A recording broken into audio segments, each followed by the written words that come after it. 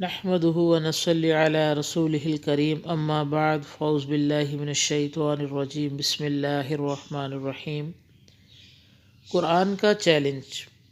قرآن مجید اپنی صداقت کی خود دلیل ہے، کلام اللہ کا دعویٰ ہے۔ اگر انکار کرنے والے منکر اسے خدا کا کلام نہیں سمجھتے تو اس جیسا کلام بنا کر پیش کریں۔ اگر قرآن مجید کسی انسان کا بنایا ہوا ہے یا نعوذ باللہ رسول اللہ صلی اللہ علیہ وسلم نے اپنے دل سے گڑھ لیا ہے تو یقیناً وہ بھی ایسا کلام بنانے میں کامیاب ہو سکیں گے۔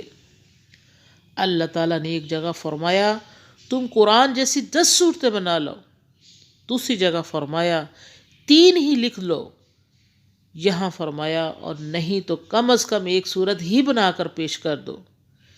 بے شک اپنے تمام ساتھیوں کو جمع کر کے کوشش کر کے دیکھو، شرط صرف ایک ہے کہ تمہارے کلام میں وہ تمام لفظی اور معنی خوبیاں ہوں جو اللہ کے کلام میں موجود ہیں، اور تمہارا کلام انسانی زندگی پر ایسا ہی اثر کرنے والا ہو جیسے قرآن مجید کی صورتیں ہیں۔ اسلام سے قبل عرب قوم دنیا کی دوسری قوموں سے اکثر باتوں میں پیچھے تھی۔ اخلاقی اعتبار سے وہ انسانیت کا جوہر کھو چکی تھی۔ معاشرتی اور معاشی زندگی میں عرب حد درجہ پست تھے، سیاسی شعور انہیں بالکل حاصل نہ تھا۔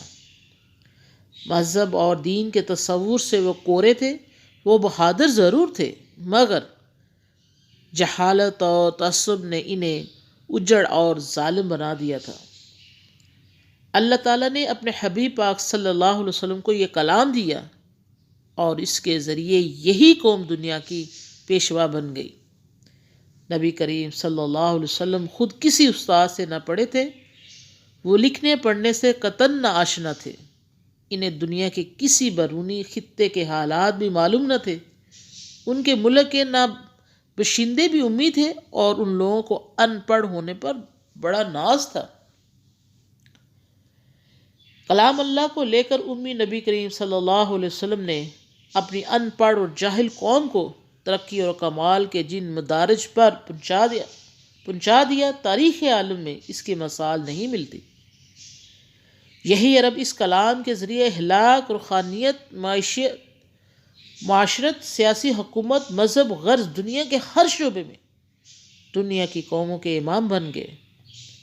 اسلام کی 1400 سال تاریخ میں کوئی فاضل اور ادیب بھی قرآن مجید کے اس چیلنج کو قبول نہ کر سکا۔ خلیفہ ہارون رشید کے زمانے میں ابن مقنع نے اور چند صدیوں قبل لبنان کے فاضل ادیبوں نے سر توڑ کوشش کی مگر وہ سورہ فاتحہ کی 7 آیتوں کا جواب بھی نہ لکھ سکے۔